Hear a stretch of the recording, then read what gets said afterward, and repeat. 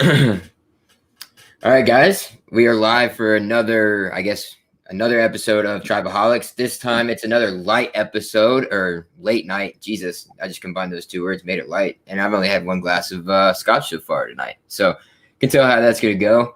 Anyways, yeah, another late night episode of Tribaholics here. I think the last one we had was late night 2 with Austin Veazey, who's the lead basketball writer over at Noel Game Day. But as always, here my good friend or, enemy. They say keep your enemies closer over here, so that's what we do.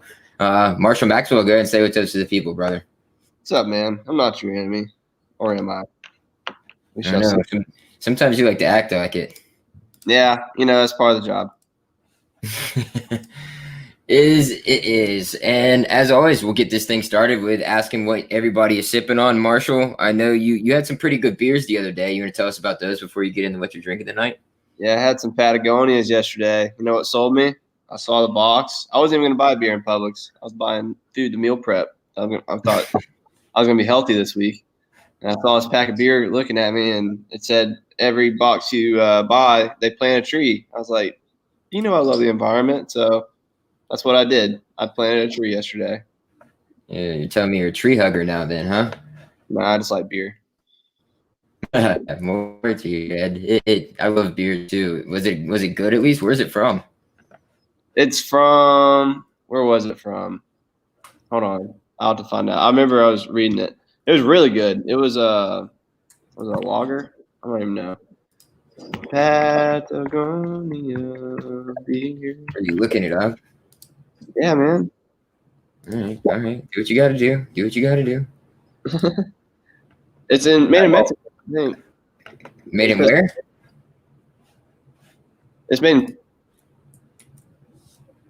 It was originally brewed in South America, but it's part of the Oshweiler Bush family.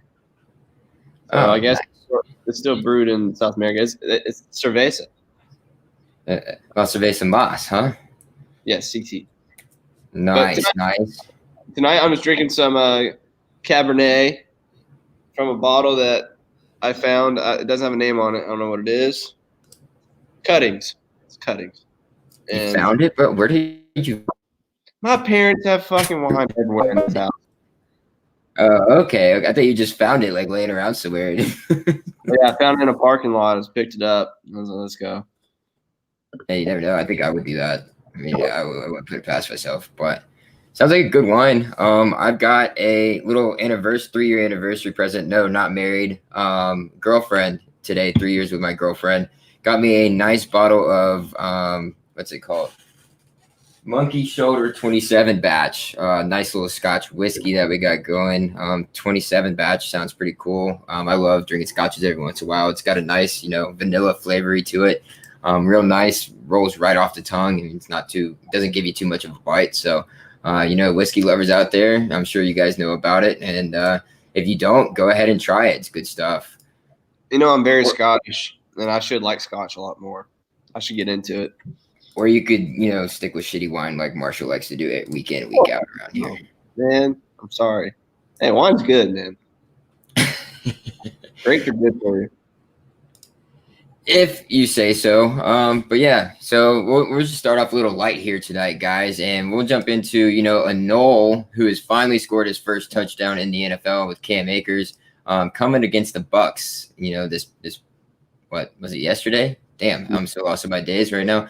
But yeah, yesterday against the Bucks again, falling apart in prime time. Pretty sad for me and Marshall and I, since we're both Bucks fans, but cool to see Cam score. What did you think about it? I turned the game off before he scored, but I saw the update on social media and I was hyped for him. It's about time. He got hurt early on the season. I was really worried about how his durability. I mean, he was a beast at Florida State. He was a workhorse, but the NFL is a different level. He's not the biggest of guys. I mean, he's jacked, but broke a couple ribs, and they kind of eased him back into the game. And he finally got his first touchdown. Congratulations, Cam. We love you, dude. Yeah, it's awesome to see, at X-Duel get their first touchdown. We saw Gabe Neighbors do it not too long ago, maybe a couple weeks ago, and then he got another one after that. And now seeing Cam be able to get it after, like you were saying, dude, he was injured throughout the whole first half of this NFL season. It was rough to see him, go through. But not only that, but apparently He's had some work to do in terms of his run blocking, which is, a big part of NFL to be able to be a starting running back. So hopefully we can get that under control and get a little bit more touches, the further the season gets, even though we are, nearing the end of it. Yeah, this season's gone by so fast. Such a weird season. I don't know. Are the Ravens good? Are they bad? I don't know what the Titans are doing. The Bucks, we're so loaded. God, we're so loaded. We're too loaded. There's no chemistry.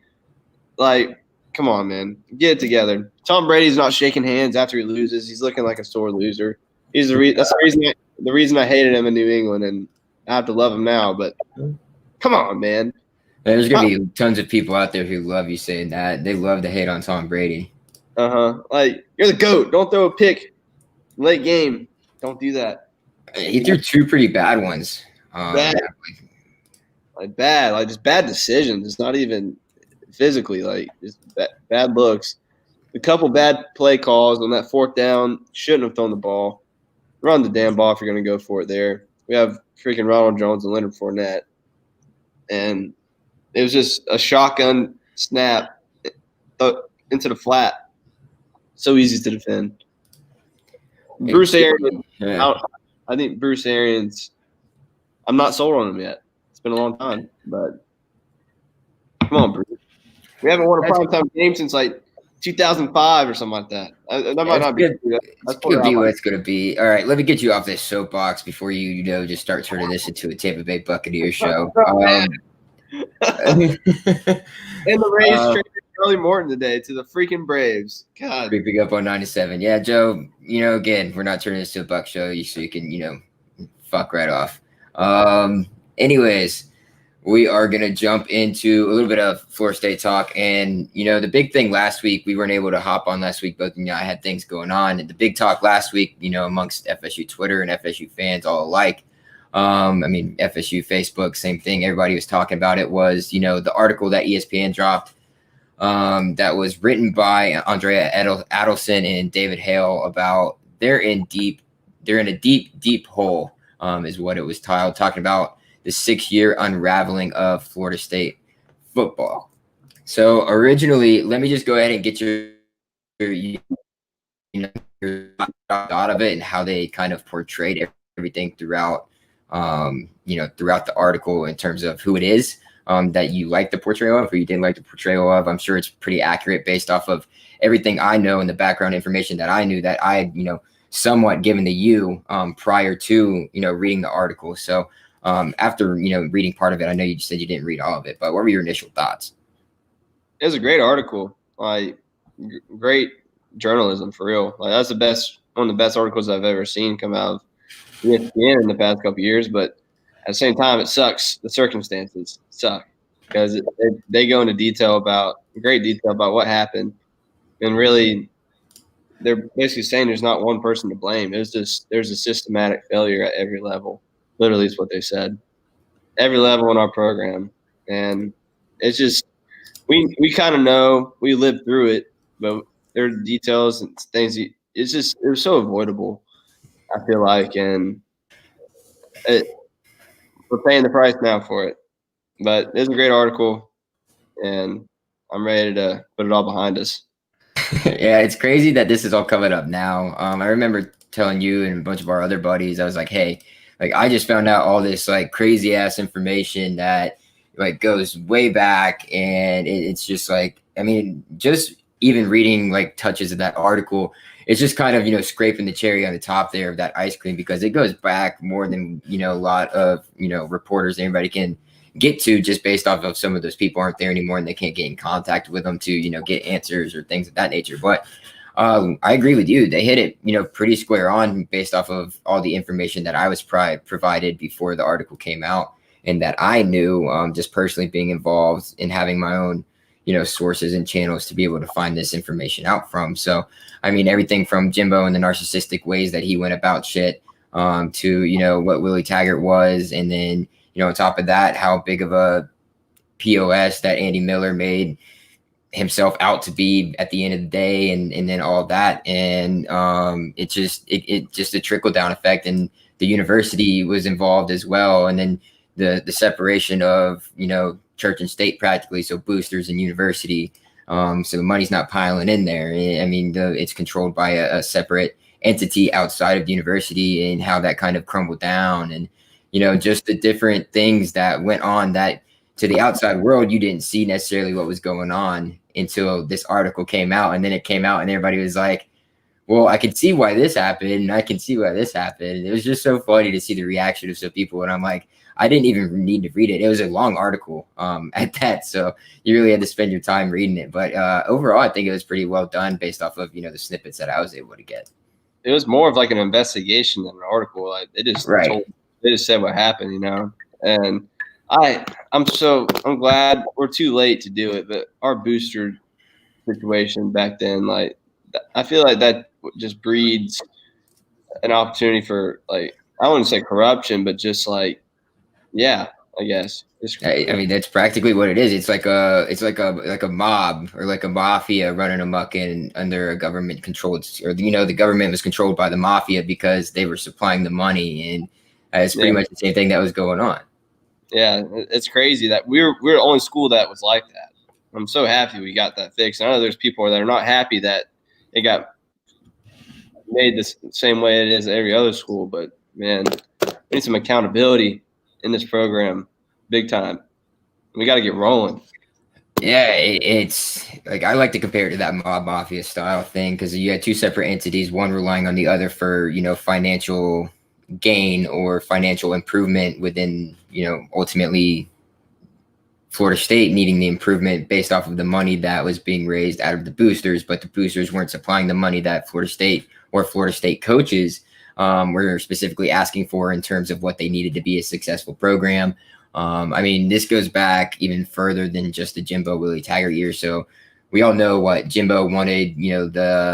He wanted the $1 million complexes, right? He wanted the football only facility, and once Willie Taggart became head coach, what was promised to him, it was the football only facility as soon as he became head coach, and he made a donation for it. So, I mean, obviously right off the bat, you can see that that's playing a part of, pitting this head coach is the right guy into a perfect light, instead of, giving the old coach what he wants and making the old coach seem like he's a bad guy or like he was asking for too much. Kind of, the university in their ass, or the boosters trying to cover their ass, and it being like, oh, we actually did, offer this, or we do have the money for it. We just didn't think it was the right time or the right person to give it to. So that's the first time you saw it. I mean, for me anyways, before I knew all about this other stuff. So same thing goes back to when Jimbo was being, pushed into being the head coach at Florida State once Bobby Bowden retired. I put retired in quotation marks because he wasn't necessarily retired. The university gave him 2 years of a contract, and then they cut him off at 1. Told him, we don't need you anymore. Jimbo was automatically pushed into the head coaching role. Okay, so Bobby Bowden always wanted $1 million coordinators, right? That was the one thing Bobby always wanted towards his later tenures. I want these coordinators that I can pay millions to just do their job the proper way, and I don't have to worry about it. He did have, great coordinators, but Mickey Andrews was getting paid $1 million. None of these guys were getting, Ricks wasn't getting paid $1 million or anything like that. So he wanted that from the university. Guess what? What happens when, in the mid 2000s, what do we call that, Marshall? The lost decade? The lost decade, when we've got all these coordinators, right? So that we all know, some of them are a part of the family. So that might have been pushed by Bobby Bowden. But at the same time, he wanted the $1 million coordinators, to be able to run and teach and, actually be able to run what he wanted to, or let them run the show so we can compete for another national championship. University boosters, no, we don't have the money for it. But guess what? What happens when Jimbo comes in? Stoops. You get the $1 million coordinators, right? You start seeing it pop up. These guys are making $950,000 a year, $1 million a year. So that goes back to that. And then, but on top of that, you've got Andy Miller and the boosters and the university both not wanting to, support Jimbo and Ethan's, disease, franconomia, not wanting to help fund that, or even just set up a fundraiser for it, like not even having it go through the university. It's just such a bad look on everybody involved there, not being able to do that. So I mean, that's just ugly on that. Andy Miller being involved in a bunch of crooked or involved with a bunch of different crooked people when it came to the financial system of the hierarchy of, the booster and everything like that. So, if they win, you can see $1 million coordinators being thrown around. Look at Bama and Clemson. Yeah. But ultimately, we'll get into Clemson and Dabo later. But at the end of the day, Clemson did it the right way. Clemson, Dabo started off as a wide receivers coach. I don't know if a lot of people remember that. He started off as a wide receivers coach at Clemson.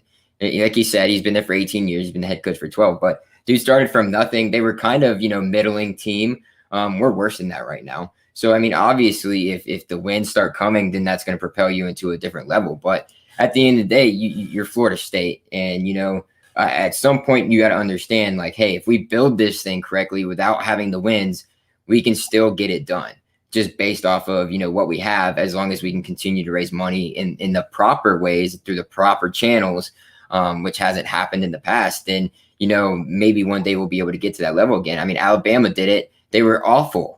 How long were they awful? They lost to UCF before UCF was UCF. I mean, they were awful for at least 10 years, guys. Like, we forget that Alabama was not good for 10 years. So it's going to be hard because none of us want to fucking wait till I'll be fucking 36 if that's the case. Like, I don't want to wait till I'm 36 years old to, be having this conversation, being like, holy shit, remember back when we were having this talk about how fucked up Florida State was? And, like, I hope it's not that long. I don't think it has to be that long. But, I mean, Alabama, it was that long, and they were, the best, program in college football for a long time with Bear Bryant. So we got ourselves in a bunch of shit, ultimately. Like, we got ourselves in a bunch of shit. We didn't know how to find our way out of it. We kept trying to, put a Band-Aid over it, is what I call it. Hey, Caleb. Yeah. You're breaking up real bad. Are you sure it's me and not you? It's like pretty bad. It's got to be you. No, I think it's you. All right, whatever. Yeah. All right. So Craig said, I see your point. Patience key, but coming off Bound Jimbo success, fans are greedy. Yeah, we are. We want it now. I mean, I think that's practically any fan base that is at the his computer, it looks like. But yeah, it's hard not to be, when we're spoiled with the national championship in '93. I wasn't around for that one, but in '99, and then 2013, our most recent one, that was 7 years ago. I was a freshman. That was my freshman year of college, was 2013. So I know I'm spoiled, but I also can be realistic about shit. And it's hard to do that as a Florida State fan because, I mean, even when we're not good, we're supposed to be competitive. We're supposed to be able to get the players that love to come here and play. And we're supposed to have the coaching that can get it done. And we're supposed to have the leaders in the front offices that are supposed to get it done. And we've just been lacking in all those areas. I mean, Willie Taggart's not the right hire. We saw that happen. The people he brought in weren't the right hires. Stan Wilcox left us high and dry at the point of where we couldn't do anything else after he decided to turn us into a basketball school. No complaints there. But I mean, that's where we're at. And I mean, Coburn obviously isn't an athletic director that sees sports first. He sees finances first. So he's going to be that penny pinching guy. And, we'll get into that bit later about what we're looking at in terms of, coaches in the future and everything. We don't need to look at that now because we still got 2 games left. So, I mean, just keep your eyes peeled, with transfers and all that. And, those things will start to come out. But coaching's a big impact. The guys that are in the front office, the AD, I mean, Thrasher, I think is, past his time as, a university president. I love Thrasher with everything. I didn't like President Barron, but he was there for the national championship. So, I mean, you never know the types of different meshes that you'll have that'll be able to make you a successful team or a successful university when it comes to football. I mean, that's what we need to grow back to ultimately. So we'll see if that happens and when that happens. Hopefully it's sooner than later, but let me try and see what's going on with Marshall real quick, guys. I'm not going to end it, so you just have to listen to me talk for a little bit. But yeah, there's a lot of dark shit that's gone on within the university. I mean, I don't want to go through it all. It's just, it would take us an hour just on this topic alone. Feel like shooting me a DM, feel like getting my number and talking to me about it. I'd be happy to share the things that I know with you guys. But let me get Marshall in here, guys. I gotta find out where he's at. Oh, how does my co-host just leave me in the middle of a stream?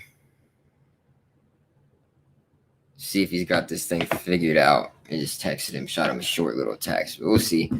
But yeah, I was happy that everything came out eventually in this article that David Hale and Andrea Adelson made. It was about time this information came out. I felt it was time for the public to know, like the fan base and everything, to know these tidbits of information, even though it's not all of it.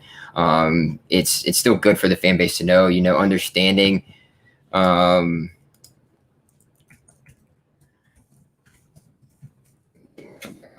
Just understanding as a fan, being able to understand, what happened, just gives you a whole lot of more reassurance that, hey, like this just didn't drop out of nowhere. It was kind of a gradual thing that started at some place and kind of saw its way down.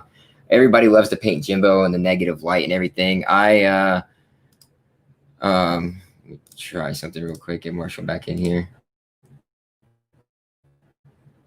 Yeah, I personally tend to side with Jimbo in a lot of the situation, even though he was kind of a dickhead towards the end of his tenure as head coach. Didn't really treat anybody well at all. Yeah, Craig, you have to go read the article, but I mean, you're getting a little gist of it right here with me. But it's a good article. So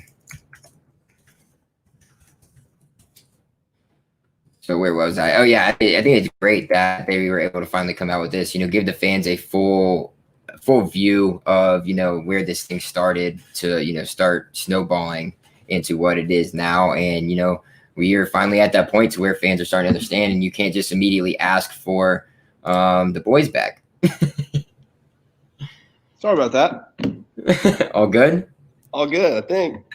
All right, I was just talking about how God, you left me hanging there for so long. I was just talking about how oh shit! Oh no! It happens, dude. I've never had it happen. That's the first time it's happened with us. So I mean, that's first time happened live. Yeah, 14, 15 episodes deep. That's pretty good. But I was just talking about how I'm happy for the fans and the general public out there that now get to understand, like, this thing just didn't drop out of the sky, and it's not solely one person's fault. I mean, it's a whole web of lies and web of people and where they're fucking point. It was you. It's your fault. Like it's like that. But I'm just glad the fans know now. Like there's a point where this started, and it was a long time ago, and it's kind of what led us here. So what do you think about, like, the fans, having a little idea of where this started? Do you think it's kind of calmed their nerves a bit, or what's your idea on it? Yeah, it's hard to win. It's what we accomplished in 40 years here, what Bobby Bowden did. Like, that is just flat out incredible. And I hope you realize how good we had it. And that's what we're aiming for again. That's our standard. So I think we're going to get to see. We'll be back eventually, man. Like, we want to be in 3 years, but if it does take 10, who cares? It's going to happen eventually, and we're going to get to see history. And they'll make a 30 for 30 about this one day. Like, the amount of attention that ESPN and every other news outlet loves to put on Florida State, no matter what the hell is going on. We should have a 30 for 30. Like, we should have like 6 for all the shit we've had to deal with. With all the shit, how it all started after the national championship, and then when all that came out with Jameis. I remember Jameis was on the news every day for like a year. Florida State was on the news for something, and he was like, "Grab it right," and saying all that stuff. Like, again, oh, Jameis is suspended against Clemson. Oh, Jameis, oh, this, that. It's every day. Like, I remember I was tired of being in the spotlight, negative or positive, but yeah, it wasn't a fun time. And I was just speaking right before you came on that, like, there's portions of everybody that was involved in this, but like the person who I tend to side with the most now, and I'm pretty sure you agree with me because I feel like we've had this conversation before, that we agree the most, even though he, kind of was a dick towards the end to everybody. Like, he didn't care who he left in his path. And that's Jimbo Fisher. I'll let you speak on that. He's a ball coach, man. He didn't want much. You wanted what every other top program was getting. And that's what you need now to recruit and survive at the elite level. And just, I'm not mad that the school didn't like do it. It's just the way that people treated and handled each other internally, you know? And it's just bad blood started to boil, and it finally boiled over. I mean, Yeah. Jimbo's just a ball coach, man. Like, I mean, he's a person like everybody else. So I just felt like there were so many heads in that room at one time that were just bigger than their own. I mean, Jimbo's included, but like at the end of the day, none of them treated each other like they were like a equal man. You know, like it was just like, yeah, I know this and I've got this and you need this. So that what are you gonna do for me? Type mentality, like. you got to get everyone pulling in the same direction. Everyone was starting to want to take it different ways and do it different ways. Everyone has to be on the same page on every level. Like it's more than a football team on the football field. The whole team is the whole thing, and everyone, you got to push in the same direction. And that's what Alabama, Clemson, Ohio State. That's what they've done, and they have that goal, and that's what you got to push for. Yeah. Just yeah. Yeah. Yeah. I mean, yeah. I love what Craig just said, but I mean, obviously we're not Oregon, so we don't need to sell our fucking uniforms or sell that we're Nike or anything like that. But that's their thing, you know. Pat Knight, or that's his name, right? Pat Knight.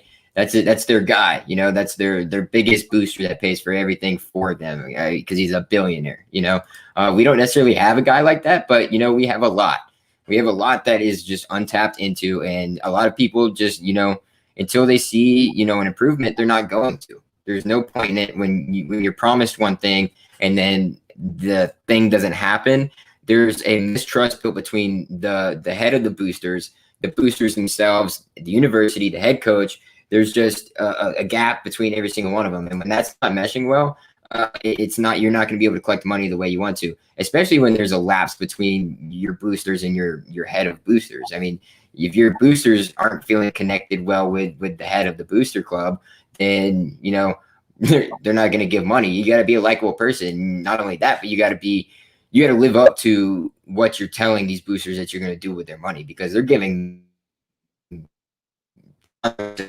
millions of dollars to a program that you're promising them that this is what's going to happen. And then when you don't and you fall through with that promise, it starts to look bad on you and people start distrusting you.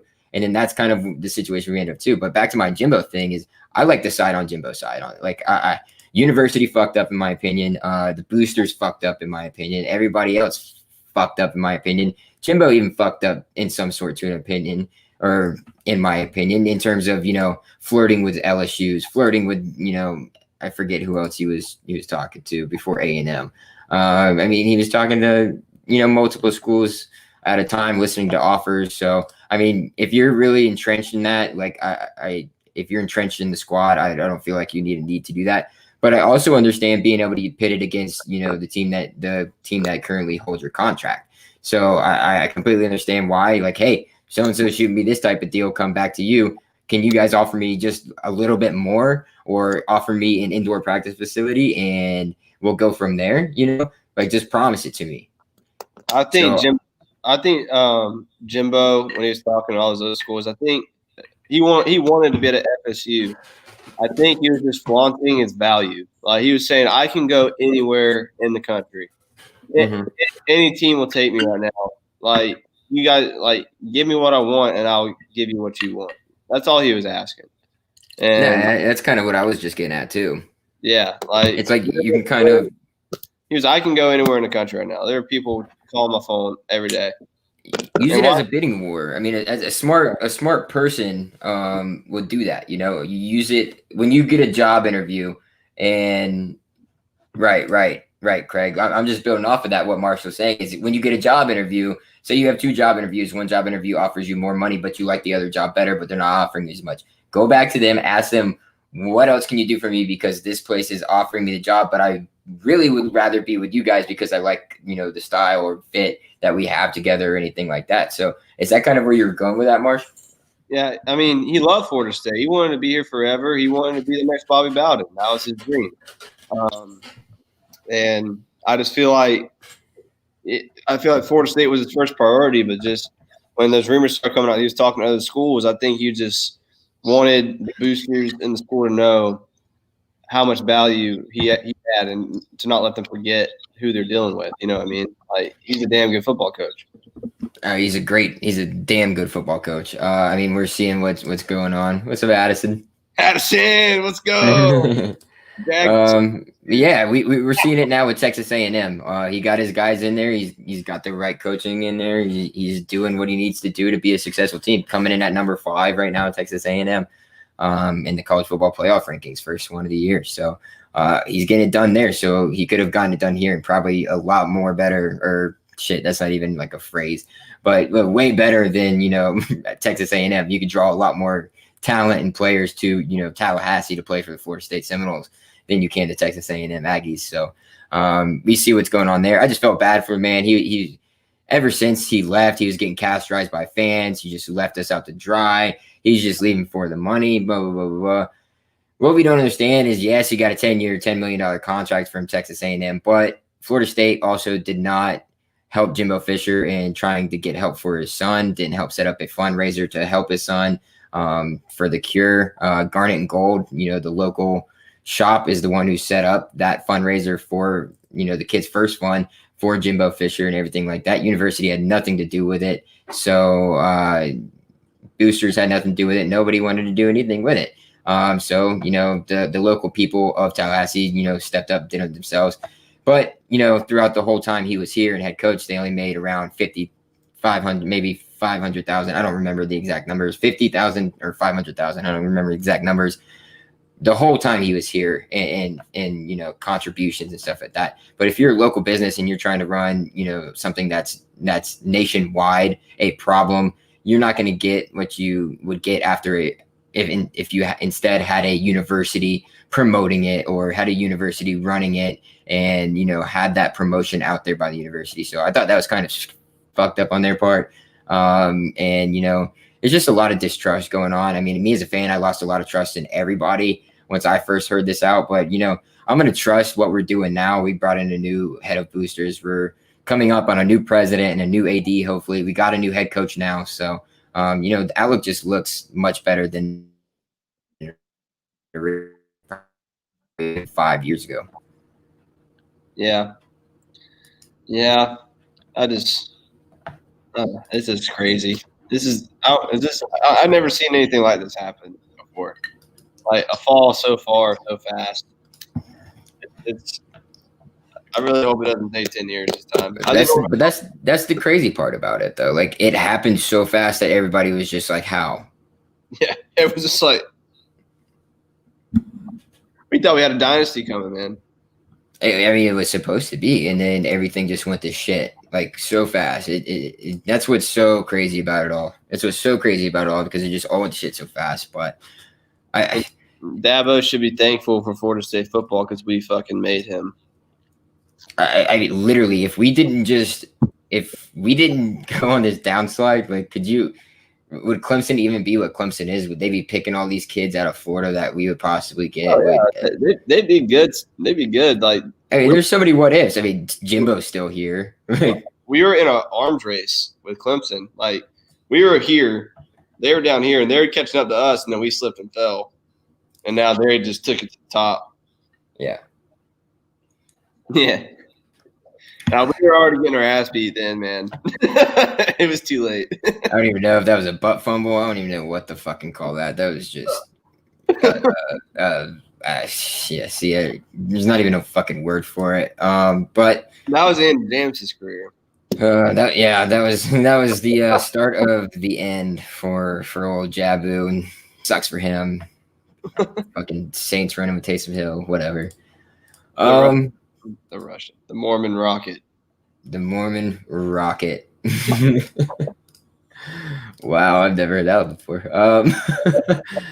All right. With that being said, we got a little bit of attrition on the way, it seems like, Marshall. So we've seen that happen throughout the year. Just most recently, you see Tamorion Terry leaving the program. We see, Marvin Wilson being out for the rest of the year. I mean, your boy Kalen Layburn got tossed at the beginning of the year. Who else is gone? Everybody else is gone. A lot of people. I can't even tell you anymore who's on the team, who's not on the team, who's left. Who's gone? All of them. Yeah, I think about these kids who left, and I'm like, I don't even fucking remember your name. I don't even know how many. Remember your name? How many scholarships do we have on the team right now? Like 7? I think we have fuck. We have maybe 7 to 12 open. I know that for a fact. Yeah, we're getting down to there's a deadline. We're gonna have 55 kids maybe. I don't even know if you can run a team. I think the hard line is 52. You can't have below 52, or something like that. And we're getting extra fucking close there. We're getting real close. We're getting really close.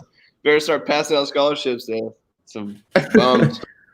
Yeah, it's just it's been talked about. If you're shout out No Game Day Discord, shout out 247 Sports and everybody else who does the fun message board system, or pay for VIP, stuff like that. Your fifth quarters of the world. Shout out to them for breaking the news, bringing it to a lot of different people. I'm not going to say a name right now, but I'm sure a lot of you might know. There's been lists going around. There's been all kinds of shit happening, names being thrown around and everything of that nature. So pretty sure you can guess who. Dude's had problems, this whole season. So we'll see how that turns out. But your thoughts on the attrition outside of the scholarships, Marsh? Get the fuck out of here, man. We don't want you. We don't need you. We might need you, but we'll be okay. Insert the Ari Gold gif. Yeah, get the umpire ejecting the guy. Out of here.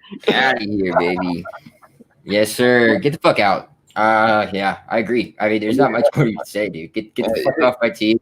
If you're gonna be a problem, whether you're a head case, whether you make dumbass penalties, maybe you think you're more hot shit than you actually are, get the fuck off my team. I don't need that on my team anymore. I'm done with that shit. Oh, I'm coming to Florida State to make the league. No, you're fucking not, because you don't fucking work hard enough to do it. So get the hell off my team. Walk your happy ass off down to fucking winning in paradise and have a fucking great vacation on the beach. Yeah, this season, I think, as much as it sucks, is a perfect opportunity. We can't salvage anything right now. Cut out everything that is holding the team back, Just cut off everything that's holding you back. We have a good young core of guys, real young. We're the youngest team in the country now, or second youngest. But, start building for the future. Get rid of everything that just doesn't line up with what you want your future to look like. And who knows, next season we can make a big leap. Yes, sir. Storms. Let's go. Yeah, we're going to have to hit that portal hard as shit is what we're going to have to do, which is going to be a fun, off-season thing to be watching and be a part of. So before we get into our next big topic, there's a pretty – I like this holiday, dude. I love this holiday. I think people who put up Christmas trees before this holiday should be, canceled. Cancel culture, go after them. If not, then hopefully you're a big fan of Thanksgiving, because we're about to ask what you're thankful for. If you're thankful for something, if you're thankful for us, thankful for a certain type of liquor, certain type of beer, throw it in the chat. Let us know. But we'll start the roundtable here, and we'll go around with you, Marshall. Who or what are you thankful for?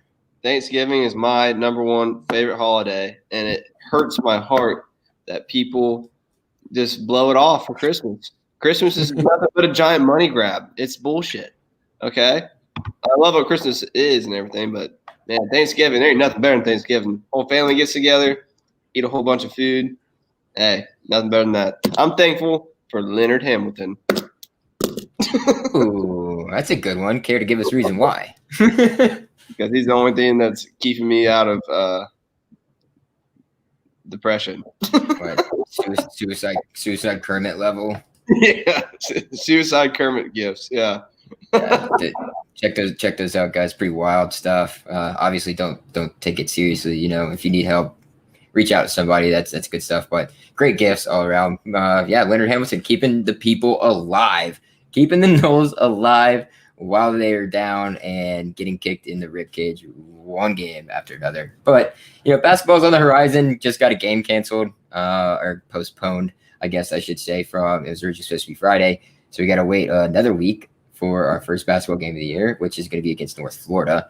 But this is not a basketball show tonight. We'll just keep it rolling here, and I am thankful for a bunch of things. I'm thankful to have a podcast and live broadcast like Tribaholics and a great co-host like Marshall, who is able to be lenient with me, as annoying as I fucking am, and trying to get this thing blown up. And he's been a great contributor in making that possible, and setting up a whole different aspects and coming up with all different ideas of where we could take this thing. And I appreciate you, man. Thank you for joining me.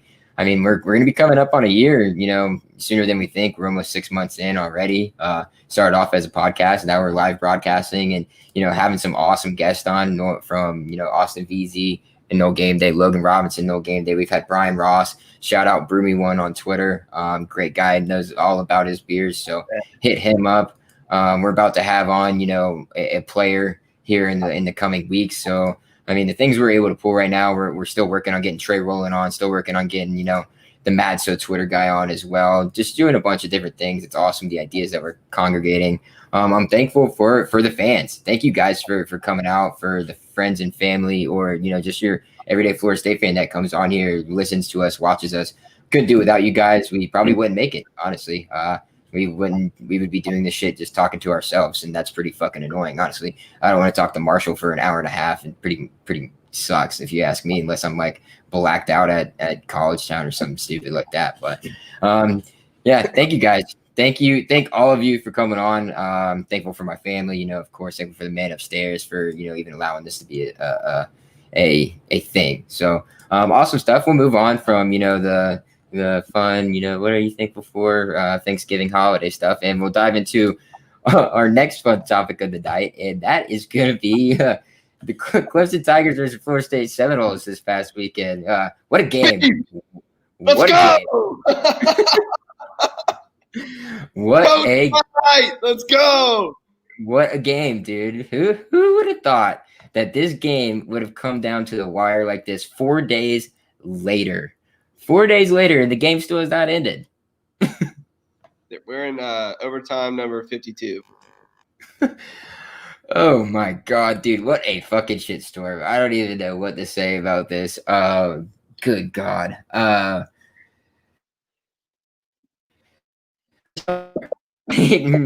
Cliff said we were supposed to get our asses fucking handed to us this past weekend. Probably get beat by like 50, 60 points. Clemson goes all week. Has a player test positive, or no, doesn't even test positive yet. So has showing symptoms early on in the week. They hold him out of practice. About midweek comes around, later week getting ahead towards the game, and he starts showing more symptoms, and he tests positive. So he's still practicing. Cool stuff. They hold him out of practice. Cool stuff. He still practiced with the team. Guess what? He still flew with the team to Tallahassee. He still came with the team to Tallahassee. So awesome stuff going on there. And then we're Saturday morning. I'm drinking my mimosas, having a great morning with my buddies, and the game gets canceled. So, and this is where the shit starts. So do you? I don't. Where do you even start on this, Marshall? Like, I'm lost for words because I don't even know what the fuck to say. Clemson's a bunch of fucking hillbilly idiots. First of all, I don't know why Dabo is so mad at us when literally he decided to let that kid travel. Why do we have to bend the knee to you and play the game and potentially contaminate our team and jeopardize our season? And let's go back to how many players we got on scholarship, because we can't afford. We can't lose. If we lose 4 players for Virginia, we probably can't play. Okay, we probably don't have the rest of the season. We don't have a rest of the season. Yeah, the rest of the season's gone, and we need to play these games. We need to get through this shit. But Dabo's doubling down. Like, what the fuck, dude? Is he an idiot? Like, I have never seen a more stupid. Go back and listen to past whatever how many years he's been there, he has said some sketchy, weird shit. Okay, What did he fucking say, he's a dude? nutcase, man. He's a nutcase. Dabo, he used to be a real humble coach, real humble guy. Ever since he got big, he's an arrogant son of a bitch, man. So he called Florida State out, saying, "I don't know why this happened. Blah blah blah blah.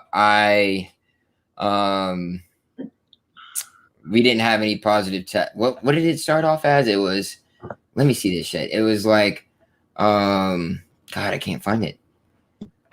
Okay, so the game. At first, he was like, "This isn't about COVID." Like, yeah, there you go. That's what I was saying. yeah, all that stuff, and we're like, "Bro, yes, this whole season has been fucking about COVID." Yeah. Your player is the one who started the "we want to play" fucking movement. Are we correct here, Dabo? Right, we're correct here. We understand.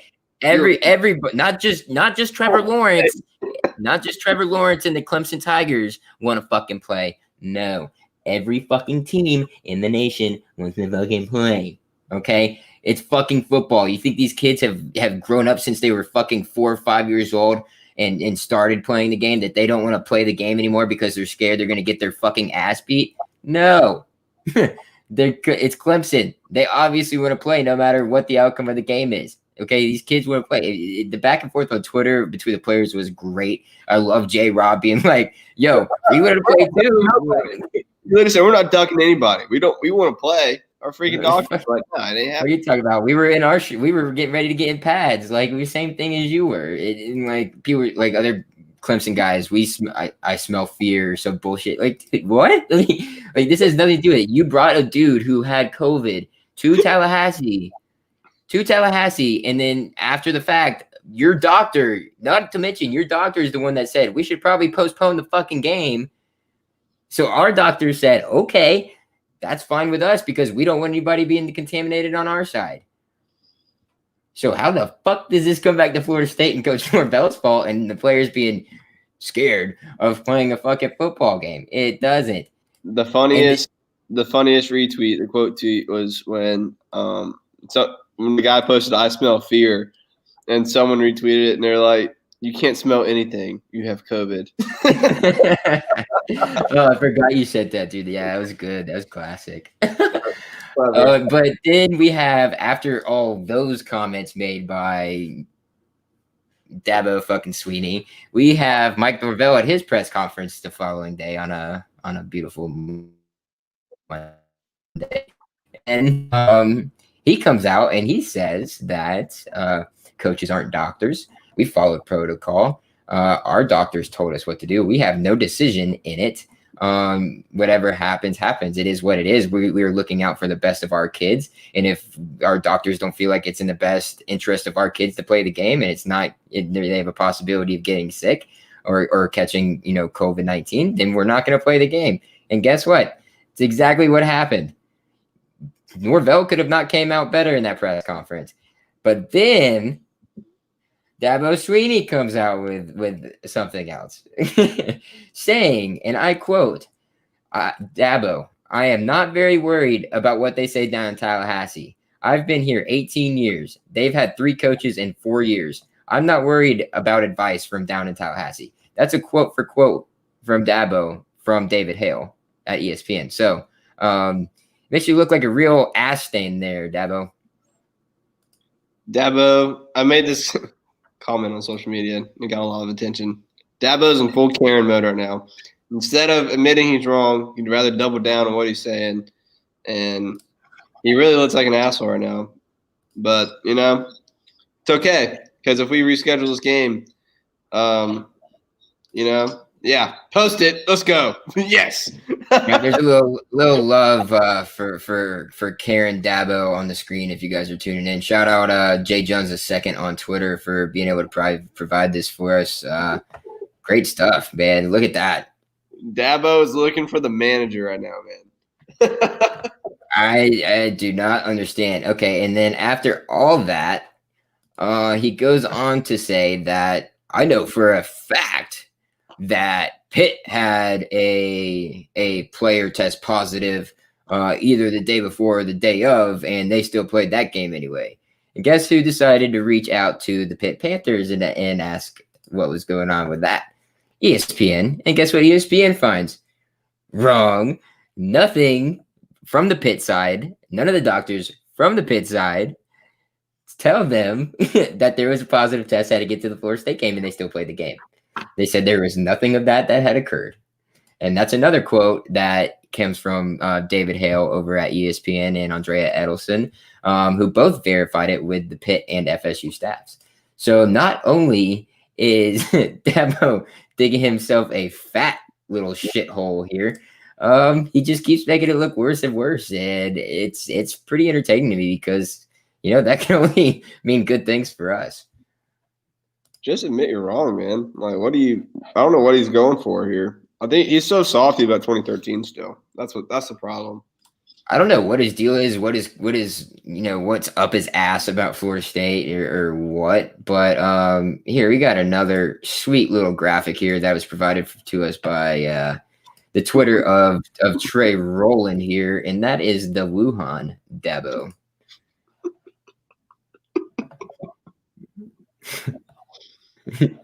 Pretty funny, dude.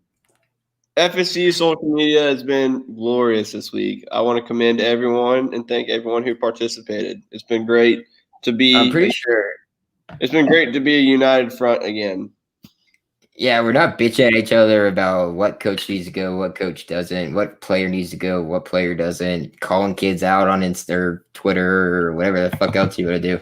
We came together for once, and it was fun because we were all shitting on Dabo, and that was the best thing. Shout out Trey Rowland, by the way, for getting Wuhan Dabo trending in for a whole 72 hours, which was pretty fucking amazing.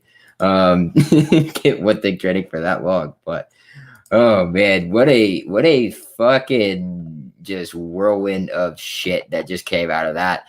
Then today we have it come out, and Norvell was like, I'm not talking about the shit anymore. Yeah. Norvell's like, the school let him on his own with that. It's kind of shitty, but yeah, I mean, I have a question. I think, like, the Clemson FSU game got really hot in the late 2010s, early 2010s.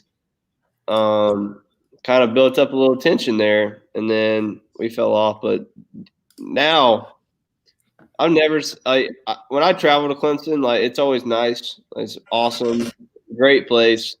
But at the same time, man, I fucking hate those bastards. like, they're nice people and everything, but I have grown a. My question is this a new rivalry brewing? Like, I'm talking about 10, 20 years. Right. I think it was. I think it's been a rivalry, but I don't think it's been necessarily built up to the rivalry that we're used to in terms of, Florida and Miami. Mm-hmm. But I think it's becoming that very quickly, especially with Dabo at the helm, because after this, I guarantee you there's probably, a large portion of the fan base, maybe like 40%, that probably hates Dabo either above Dan Mullen or like right below Dan Mullen as their most hated coach in college football.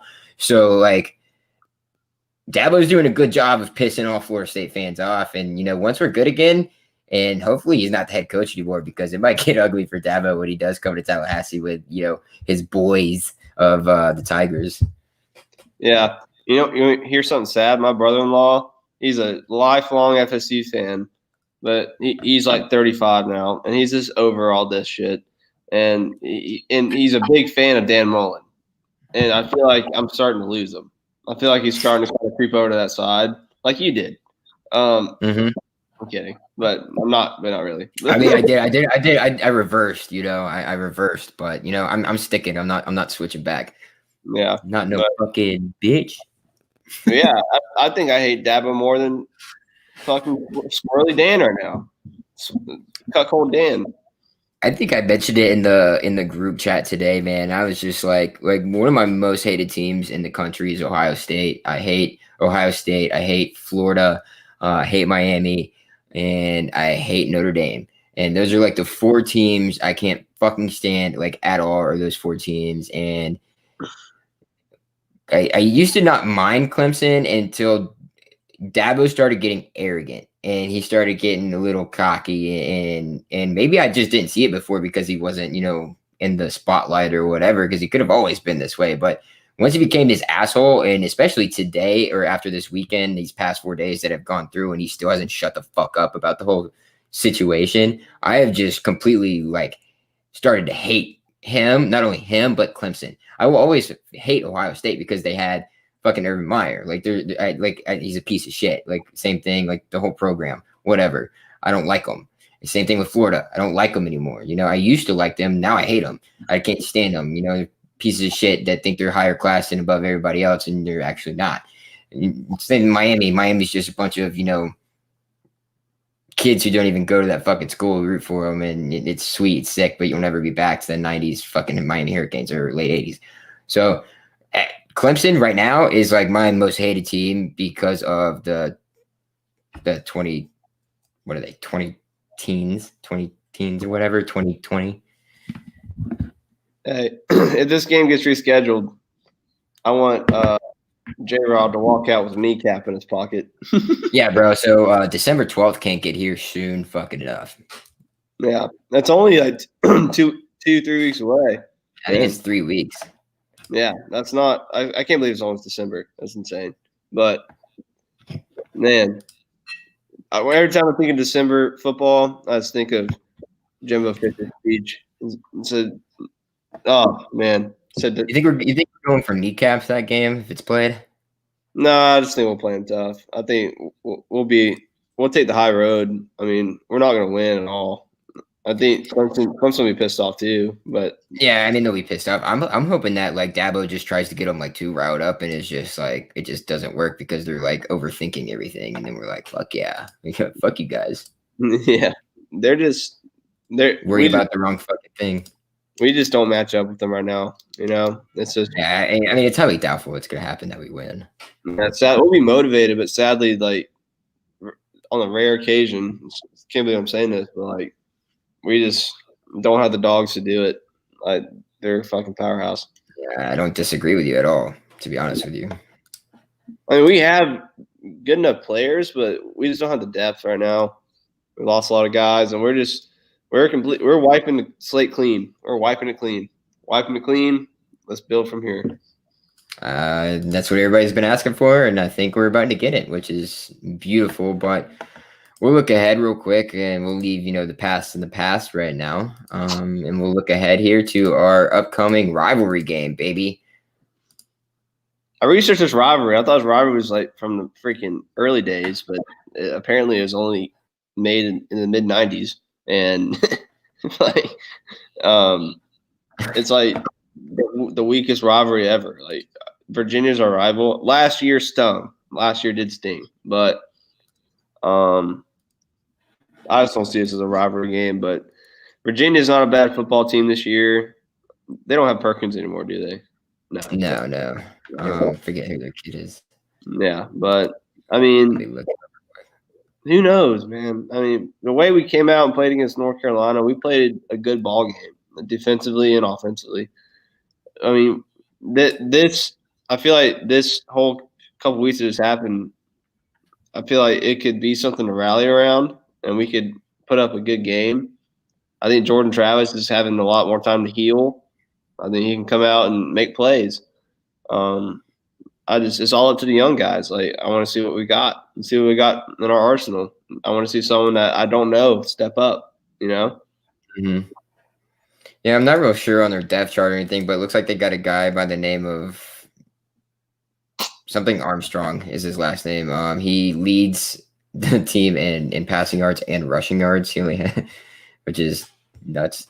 So you got to deal with another dual threat guy at Virginia. They just run very good schemes. I think they're just very, intuitive when it comes to how to get a defense off balanced and get them going in the wrong direction or get them guessing wrong. And I feel like that's probably going to happen again against our defense, especially with as many pieces as we're missing and the pieces we're most likely going to lose.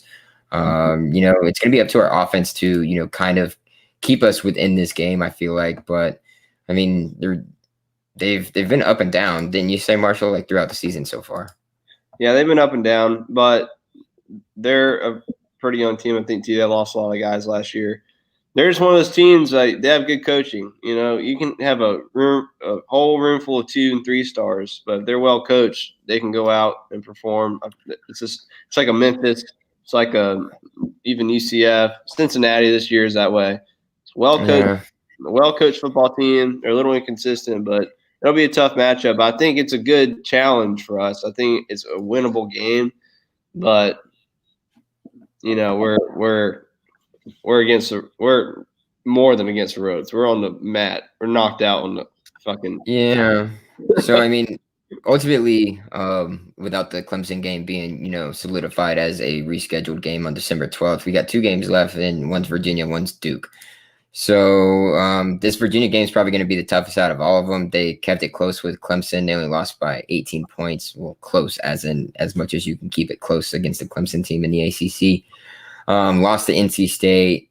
That's where they're back up in. They lost to Wake Forest where they're back up in. Then their starter comes back in, has a great game against number 11 Miami at the time, and barely loses 19-14. So they were able to hold Miami's offense in the pretty relative check there, which is a pretty difficult thing to do in the ACC. North Carolina, they won a shootout there, or versus them in Virginia, 44-41.